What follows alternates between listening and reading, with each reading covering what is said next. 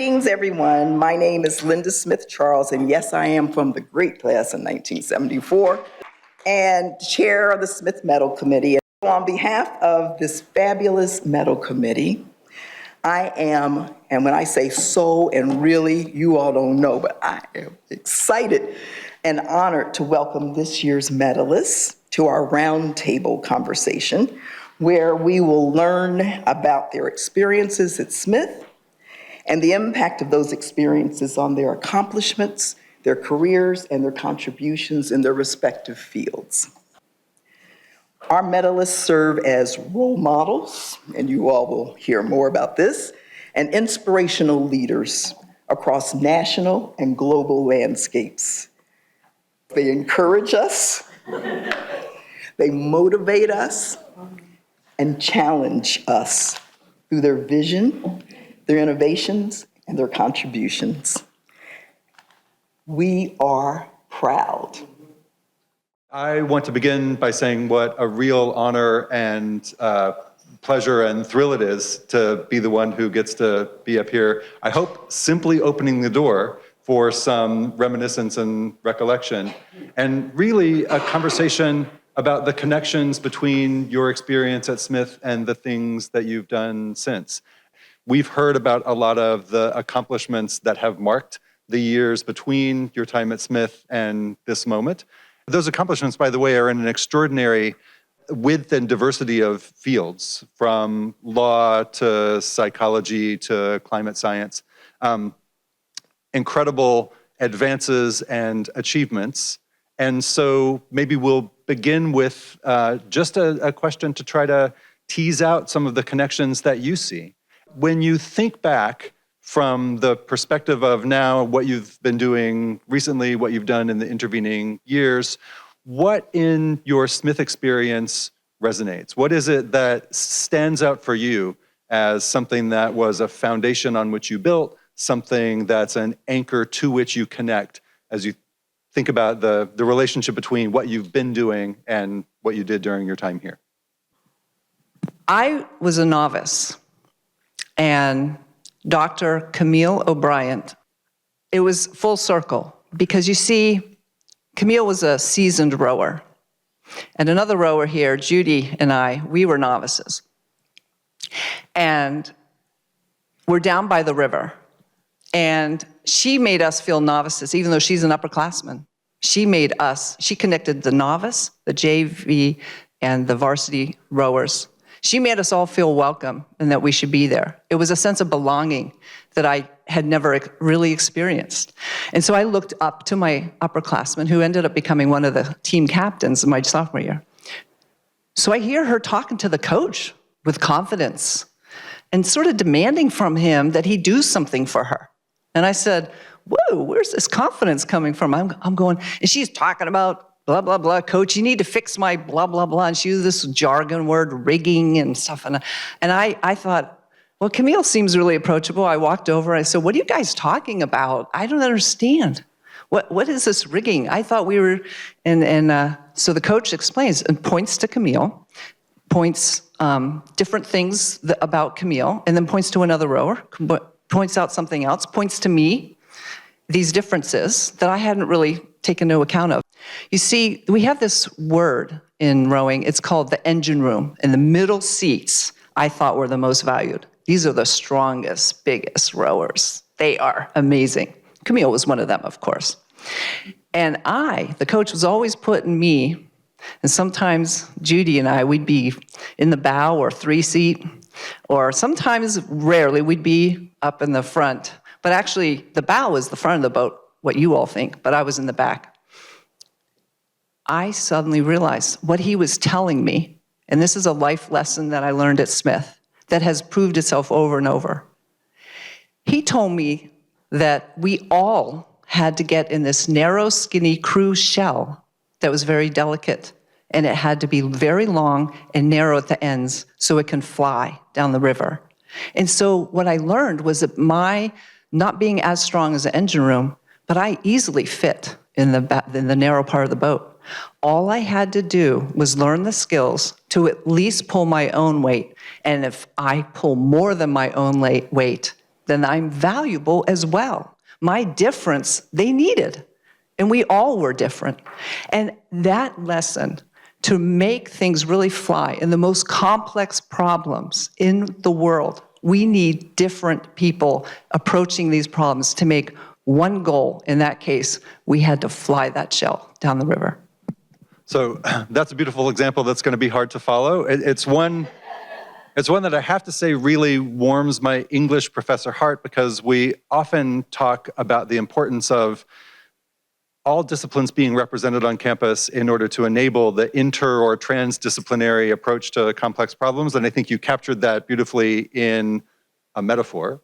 I've been interacting with some of my old professors here, and I sat in one of the classes yesterday, and what really struck me and reminded me and made me very grateful was the academic rigor coupled with the incredible amount of care and just genuine care. The way that you are taught here goes over and beyond the way that women are taught anywhere else. And I've been to other academic institutions. And I think that, I met up with Professor Benz yesterday, who was my advisor in history. And while we were talking and catching up, I said, Professor Benz, you're the reason I went to law school. You wrote my reference for law school. I didn't have the grades to get into the law school I did, but they said my references were absolutely excellent and I aced the test, and that was you.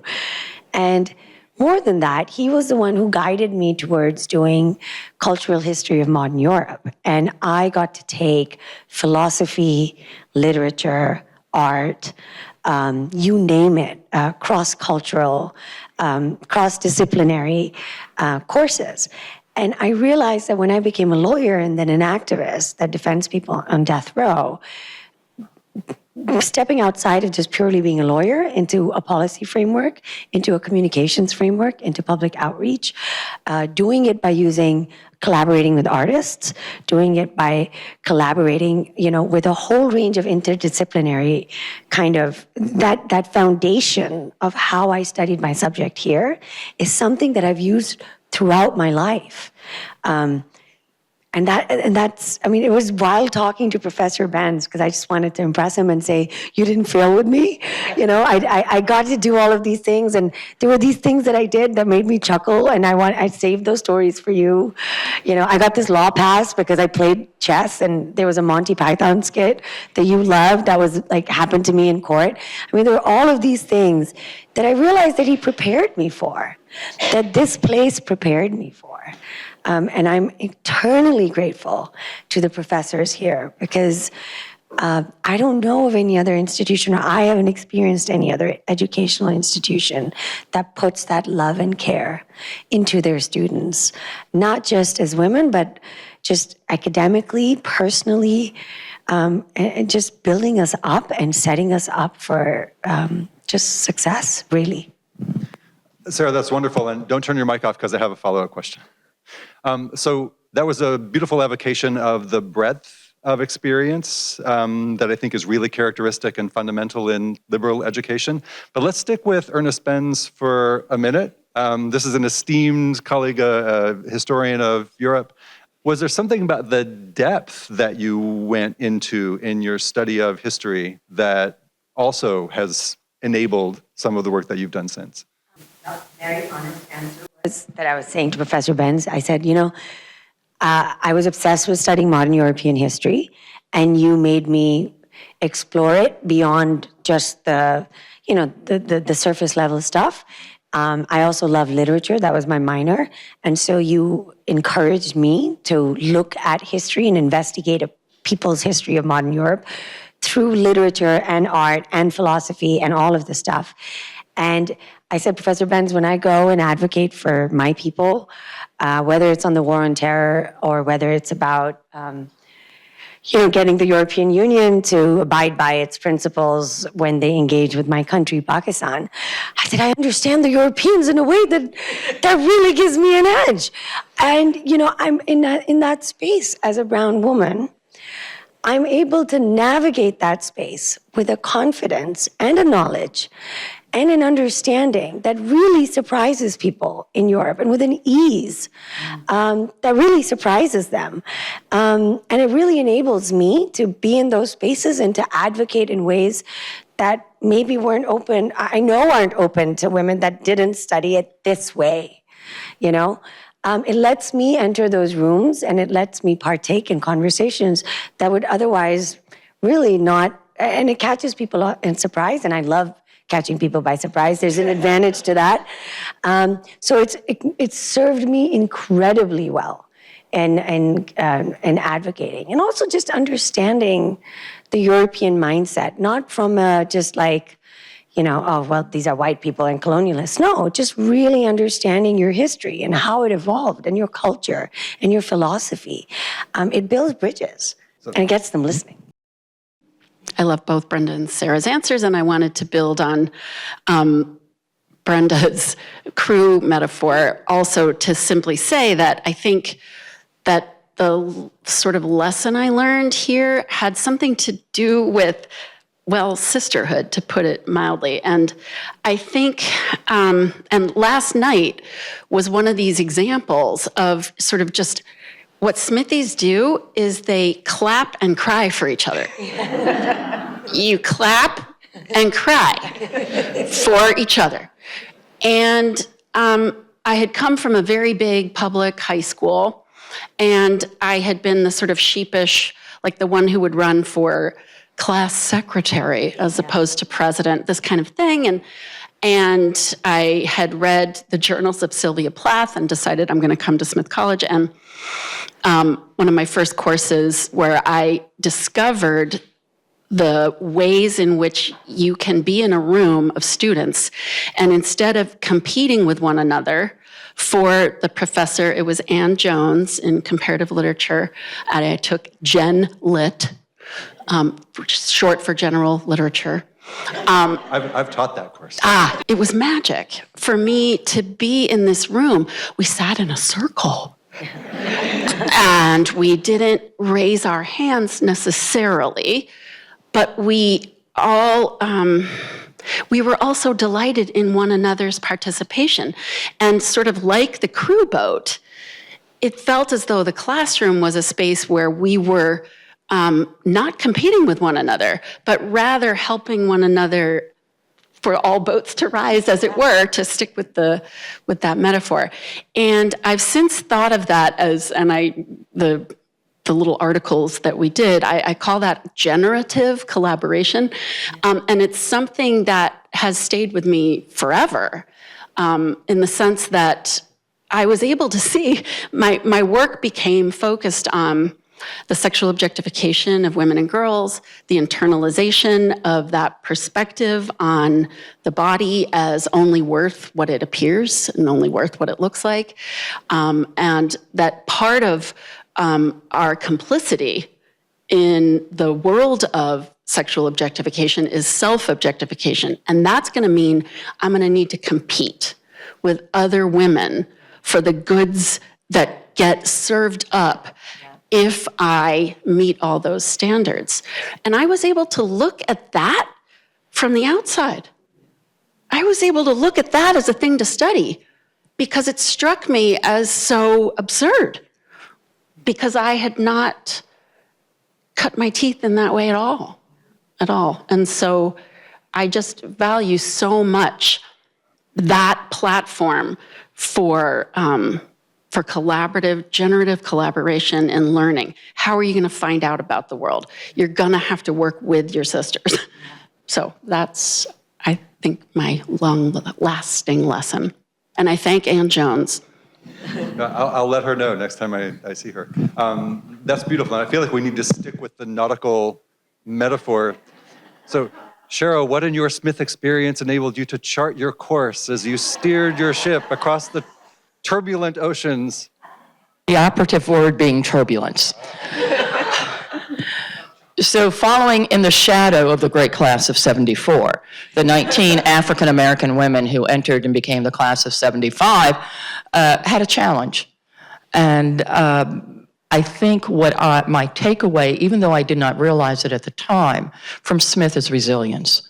There were some moments at Smith that tried my, not just tried my patience, but took me way beyond that. And so it tried my determination. And I discovered that in frustration, there is within me born I'm going to show you, you are not right. And that has carried me through many types of certainly career and professional activities where, do I really look that stupid? Do I really look that naive? I may be, but do I look it so that you can exploit it? And I think it was Smith, even though I was not aware of it at the time, that gave me the ability to say, no, you're not going to disrupt my pathway. You're not going to make me detour and go in a direction that I don't want to go. And I'm not certain, and I'm confident, I did not articulate it at the time. I'm not even certain that I had the aha moment that Brenda talks about, being in the shell, and now I understand the dynamics of how all these pieces fit. I just have been marveling in the fact that you can help shape these pieces so that they will fit, and you do not just have to accede to someone else's desire to disrupt your career or shape your career or define your career. That perseverance, and I think that's probably what I would say I learned at Smith, is perseverance. And then the other thing I will have to say is having a tribe. It's the kind of the sisterhood that you were talking about, having that support group, having that group of women who understand without conversation where you are at that particular moment in time, perhaps even better than you do, right? Who kind of say, oh, this is what I see, and so I can see the dynamics. You're feeling them. You're experiencing them, but I've got the objectivity of seeing them, so I know how to support you in a way that you don't even know you need to be supported. And so those are the two takeaways that I think have most influenced and impacted my life from my experience at Smith.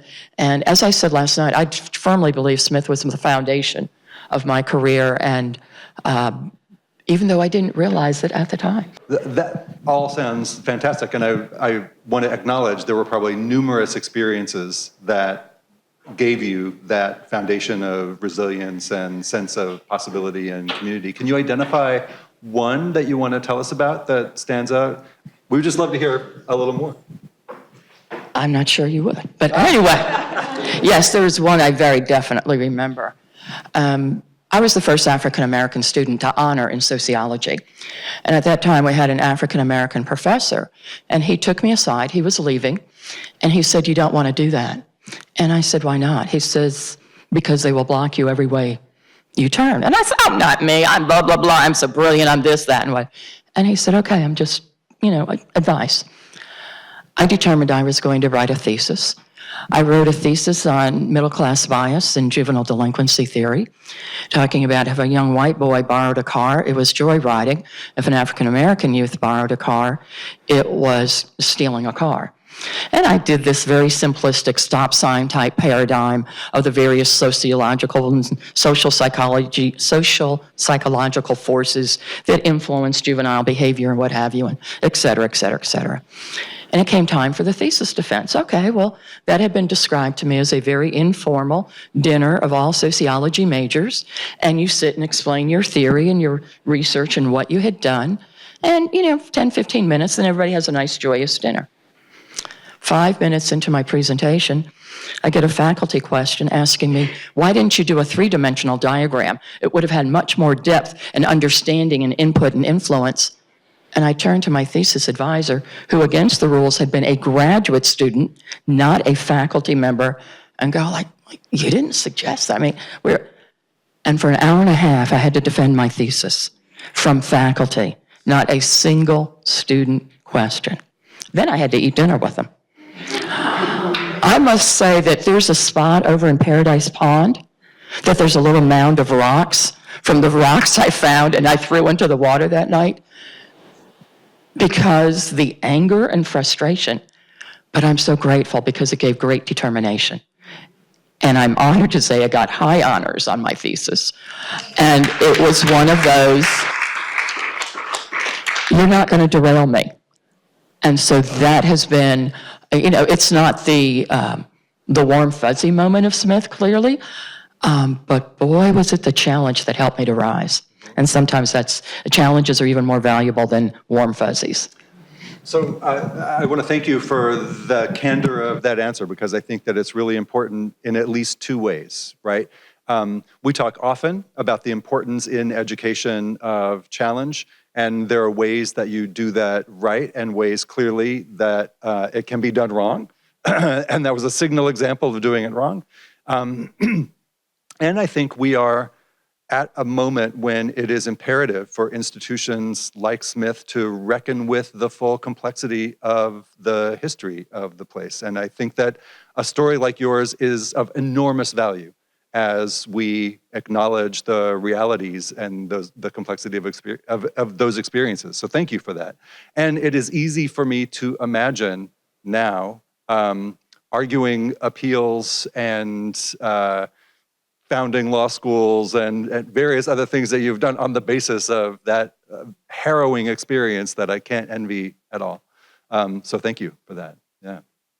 So we've talked about some of the deeper experiences that enable you to connect your time at Smith with what you've done since. I want to go back to part of your answer, Sarah, and see if we can tease a little more of this out. We are at a moment historically when the value of liberal education, by which we mean precisely that engagement with the breadth of the curriculum, in addition to and as kind of a complement to the depth that you go into in something like an honors project or in something like a major. All of that is in doubt. All of that is under some suspicion. And so when you look back, can you talk about how the engagement with liberal education, understood in that way, how that has been important for you in the work that you've done and the things that you've accomplished since? I went to law school in England, and there it's an undergraduate degree, and I wanted to do the full, what we call here the JD. So here I was having a Smith degree in history, going to law school and studying with a bunch of 18, 19-year-olds who were just going to do law at this university. And I mean, it wasn't an age thing because I wasn't that much older than them. I was maybe 24, but there was a fundamentally different understanding and experience of the law as we were being taught because I had a liberal arts education. And I see that, I was talking about this with Professor Benz yesterday as well, that my approach to the law, so I specialize in strategic litigation, which is really kind of bringing test cases before the superior courts. It's kind of the long shot Hail Mary passes, but they take a lot of practice and a lot of losing. But when you win, you can kind of set precedents that changes the direction of the law for a while, right? So the reason that we're effective at strategic litigation is because I was a history major. I remember I was telling Professor Benz that even when I worked for other lawyers, and they would ask me, here's a problem and I need to be in court and you need to tell me about, this provision and what do I need to do? I wouldn't come with the one case that was the aha case. So I would make these elaborate charts. So there would be the one aha case that would be proving, the point that my senior needed to make. But I would track the history of how the court got to that case. And I would flag every single indicator. Political, who was on the bench, what were the facts of the case, but like what was happening in the country at that time that led the judges to reach, and I would track it over like up until that point. So from 1947, when the court was created, to like now. And that was my history training. And some bosses were smart enough to get it because that informs their arguments before the Supreme Court. Others weren't. But I use it every single time, and it helps me predict the outcome, and it helps me draft a better case, it helps me pick a better case, it helps me identify how far I think the court is going to go this time, and I can game it for like 5 litigations at a time. Like step 1 is going to be this. We might lose, but we're going to gain this. And step 2, sometimes we file cases just to lose because it starts a public discussion. So that's the history major. And that, unfortunately, I think in the English legal system, where they teach you law or they make you specialize very early, is completely missing. And I don't think it makes them good lawyers. I just want to throw in here that the little-known university you attended for that law degree was Oxford. I want to build on that because this idea of specialization is something I'm just over and over again in my life. I went to Stanford for my PhD. You're supposed to pick your subdiscipline. You have to excel in your subdiscipline. You have to find what division of the American Psychological Association you belong to. You've got to, when you present at conferences, it has to be legibly in an area where only those people will go and hear this present. And I was always betwixt and between until I realized that was my superpower, because I took Art 100. If I had not taken Art 100, I would not have come up with the theory I came up with that sort of defined the rest of my career. But there was no space for that in psych science. But I just kept going. Yesterday I gave a talk. Several people asked me, what would you call what you're doing now? And I was like, I would call it me, based on the liberal learning, sort of like Sarah's saying, sort of finding things to choose from, to bring together in unexpected ways. And that has been so delightful for me, even if there have been times when I've been very frustrated that it's illegible in the world of so much specialization. And I feel so grateful for that. If I can follow up on that, I think that's particularly relevant to the practice of law, because the law are problem solvers. And if it were linear, if it were 2 + 2 = 4, it's not a problem. It's when the linear nature of it doesn't work anymore and you have to be creative. And if you haven't taken courses that I call expand your mind, make you think, the history that makes you go to that place and time and put yourself in those people's shoes and those experiences, if you don't have courses that challenge you to get beyond a formulaic response to life, then how can you become a problem solver? How can you really say, wait a minute, there is a problem identifier, that there is this problem here, it's not working, and then how might we change? And sometimes in law school, and I hate the question, and I ask it all the time, what area of law do you want to practice in?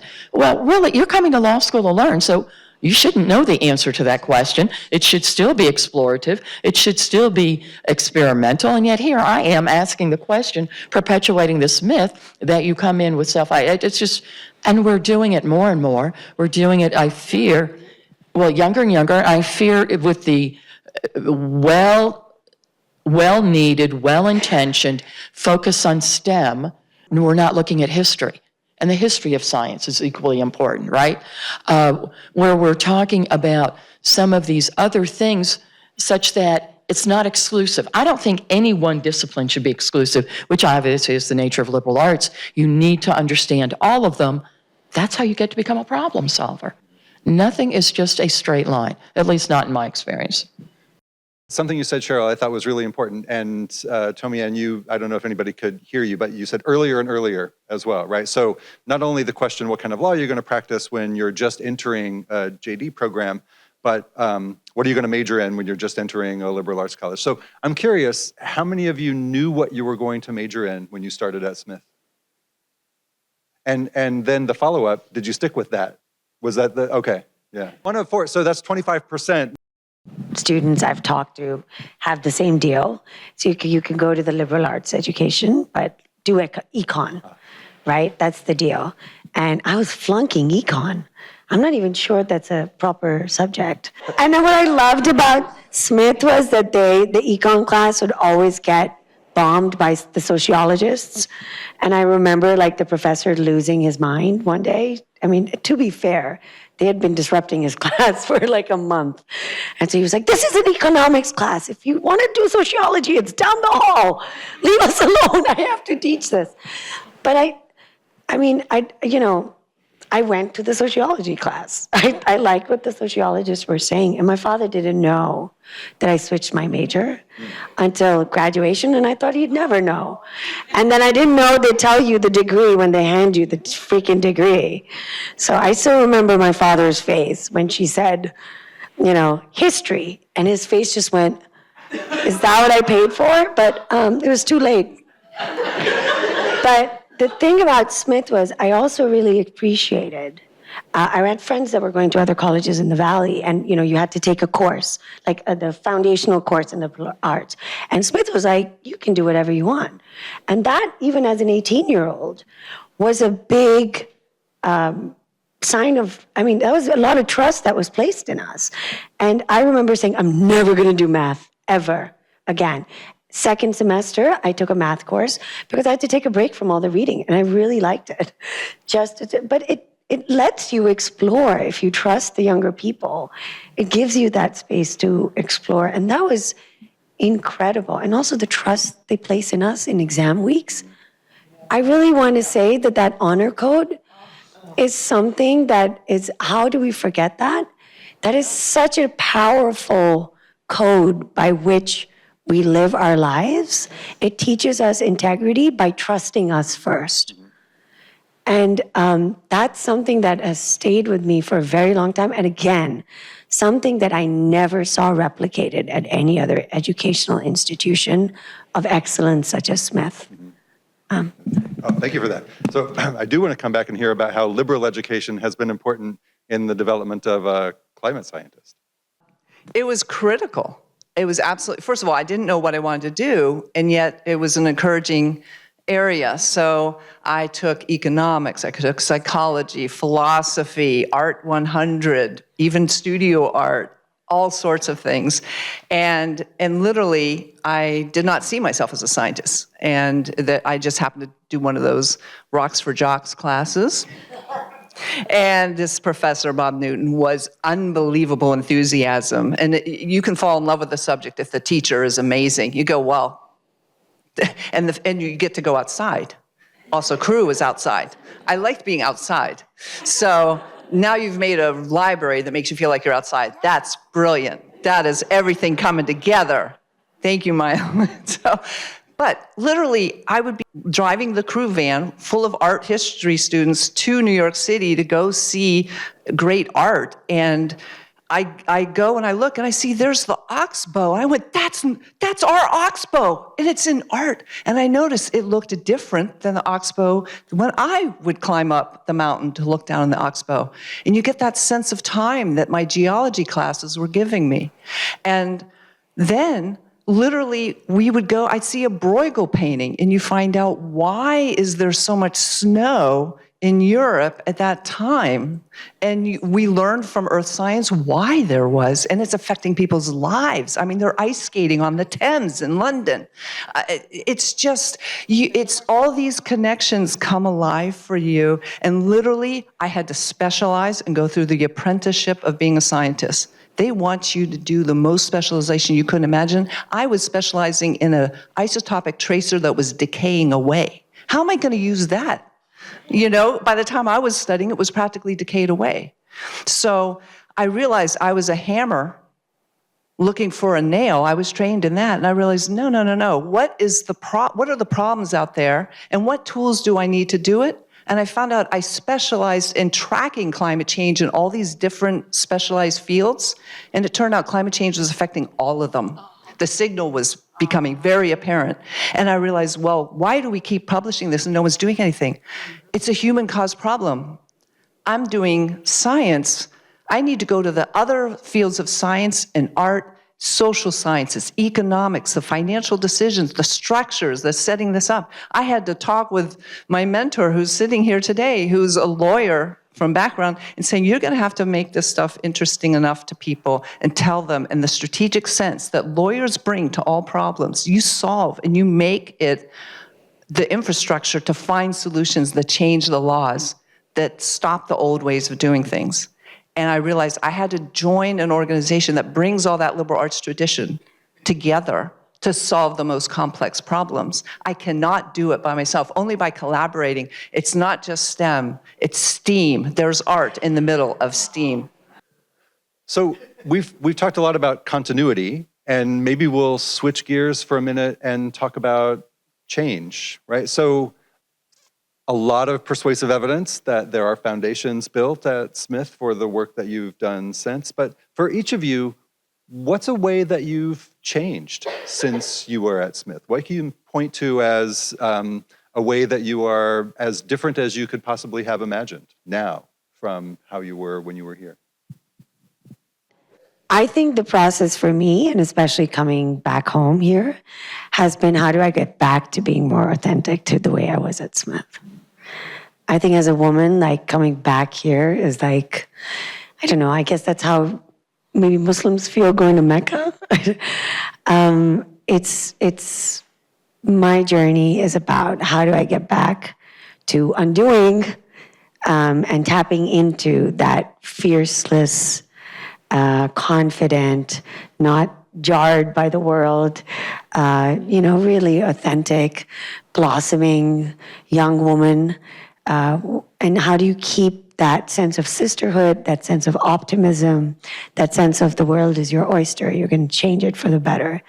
I would love to tap back into that. I'm very grateful for being 45. I don't want to go back to being 25 or 22. I think there's a beauty in aging. But yeah, I really want to go back and not, and then tap into the well that is this place. And remember the joy of being at this place and what created you. I'm having like nothing short of a spiritual experience being back here. So I want to go back to being more of this and keep this experience with me bottled up as much as I can when I go home. I'm so glad that you started because I'm going to cry because I feel like I remember in Ann Jones' class getting introduced to Athena and sort of taking her on as like who I could be. So I'm going to just echo that coming back here is maybe a way of sort of breathing life back into that Athena and finding a way to pick my sword back up. And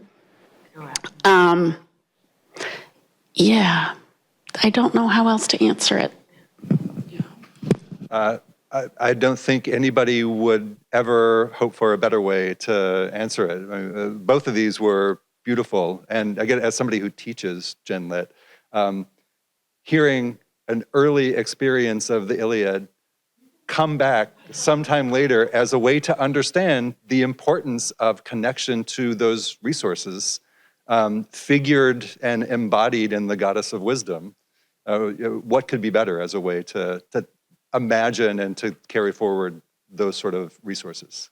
Yeah. Changed.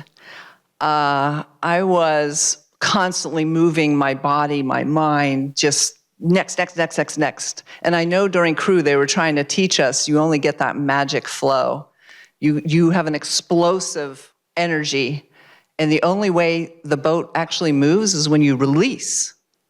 And then you have to all go very smoothly together before you go back in. And that's when you see the boat surge. And when you all do it together and it has that run, it's magical. It's once you've felt it, you want it again and again. And what I've come back to is that if I could have told my younger self, take that off the river and put it in your life. Hearing students today saying that they can have that 3-day weekend to recover from the intensity of the week. This institution is building that push, and then you need to recover in your personal ways. So I try to build now into my daily practice is to have moments. Sometimes I had to have my former professor find a place where I could be a little bit quiet yesterday in between everything. I had to have 2 moments of recovery. Take the time to have a little bit of recovery because you can push so much harder And when you need to raise the sword, when you need to go up against the biased judge, or what all the stories you have been inspiring me with and what you guys are tackling, that's where I see that has changed in me as I intentionally try to recreate, not just on the water when I used to be able to have a body that could row. Now I do it on land too. So it's been very interesting to me, partially because I live in Texas, and so rarely do I get back to the East Coast, and so rarely have I gotten back to Smith, is, as I called it last night, shaking the dust off my memories and looking back. And there's a certain degree of kind of sadness, because again, we were here in the 70s, and it was all about, development of the African American Studies course. It was the development of all of these things. And here I know now, Florida, and some of the regression in my now current home state of Texas, no African American studies. It's not a legitimate field of graduate studies. It should not be a course for AP placement. The book bans and all of that, and walking through this wonderful, marvelous library and saying, if this does not inspire you to seek knowledge, just to learn for the sake of learning, and to know that out in that real world where we live, there are active movements to constrain that flow of information, that flow of knowledge. And so there was a certain degree of sadness, because when I was here in the 70s, there was progress. We were moving. It was going to happen. We were going to make it happen, and we did make it happen. And we were successful, and that is what has birthed this reaction to success, which is the retrenchment. And so I feel the excitement of the success that generation and that era had, and now I feel the sadness because we got to refight again, hopefully with a greater source of allies, a greater source of insight, but then I go back to resilience. And so it's that you don't give up. You may be tired, maybe a little bit more old, a little more tired, but you don't give up. And you call out the overt acts to control what people learn and what they're exposed to, and the book banning and the library censoring and all of these things that are going on. The fear to have open discussion on college campuses. If you can't have open discussion in an environment of learning, then where do you have it? So it's kind of that, what's that word? Cavalcade of emotions that are going on. It's the spirit of hope that I remembered from being here as a student. It is quite frankly, the wondering of, what kind of college is my granddaughter going to go to? What is going to be the atmosphere? What is going to be the broader societal expectations for what colleges should give and provide for young students 5, 10, 15 years from now, if we continue on the trajectory that we're going. And so there's great joy in reminiscing and remembering how the world was open to me, and great fear and concern about what is going to be the world that's going to be open to my grandchildren. So in a few words or a sentence, what is something that you now would tell you at Smith not to be afraid of, not to worry about? Don't be afraid of failure. It's going to happen. You cannot succeed at everything, and don't be afraid of even the emotion that comes from perceiving that you have failed, because your perception may not, in fact, be a reality. But it's going to happen, and it's okay. And because one door has been closed, something that you thought you really wanted, it may well be that wasn't what was supposed to be for you, and that what comes next really is your opportunity. And so that proverbial faith-based thing, if one door closes, God opens the window, or if what have you, that's really true. And so leave yourself open to possibilities. Yeah, in science we call failure experimentation and learning. And so you have to do that in order to have innovation. It's the forgery of great breakthroughs. I would say that what I learned is that And it was again at Smith that one time we lost a race, and the coach came up and said, "That was the best you ever rode. In my mind, you won." So I realized earlier that coach was mad when we won a race, and we thought that was great, but it wasn't good enough. We hadn't done our best row. It's just the other team was, at a different place in the river at the end of the race. And so what that taught me was that external factors you have absolutely no control over.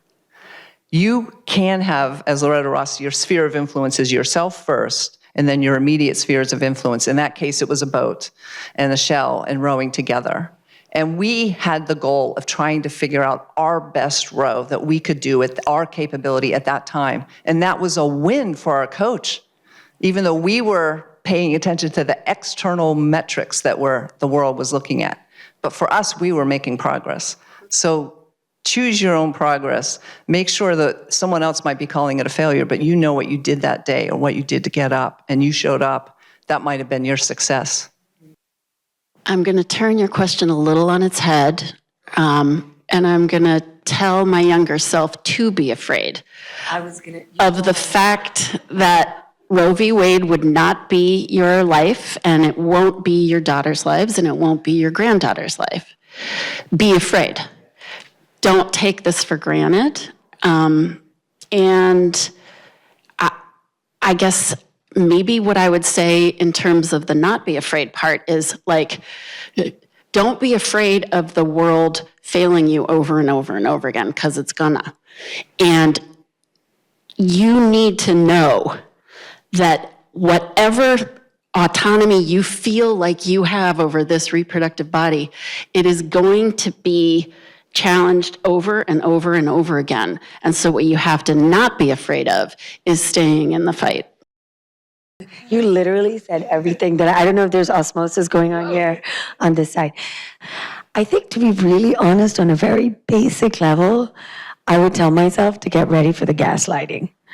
I mean, oh my God, when you leave these Northampton and you leave these gates, pile it on. And I wish there was a meter. It's really bad. And it really, maybe there should be a course offered on it or something. I mean, it wasn't even a term back then, right? I felt so relieved when the term came up. I'm like, oh, that's what it is. That they finally named what happens to us. And I think that really disorients and destabilizes and makes even the most confident women, especially young women, question themselves and their sanity. When they've done nothing wrong, they're doing actually everything right. And it's directly proportional to how right you are. And how, I wish there was something I could just tell, because I think those were some of the toughest moments that really made you question yourself. And it had nothing to do with you or your abilities, but everything to do with that you were actually pushing the right buttons. So I wish if there was a rule book on that for women, a secret one, because then they'd just get better at gaslighting us. So if there was just a secret one that we could kind of, we know about it. So that could protect us, because I think that really does a lot of damage. And also finance. Sorry, I wish they teach us, or women, at least in my part of the world, better financial responsibility of how to manage our finances. And to bring it back to the econ majors, they do it really well. They really, seriously, like I have a Smithy in my life who's now helping me, actually helping me manage my own finances, like my personal ones. And I can't believe it's at me at 45 that, I think it's a skill that women really need to be taught. It leads to a lot of autonomy, and I wish that we were taught that a lot earlier, because I think we need to. It's a key resource, knowing that it makes us better prepared for whatever's to come. It's part of the armory that we've been talking about that's really necessary for those struggles that are waiting once you leave here. So, I want to thank you all for what has been a really enjoyable and enriching hour of conversation, and I want to invite all of you to join me in thanking our distinguished medalists. Thank you.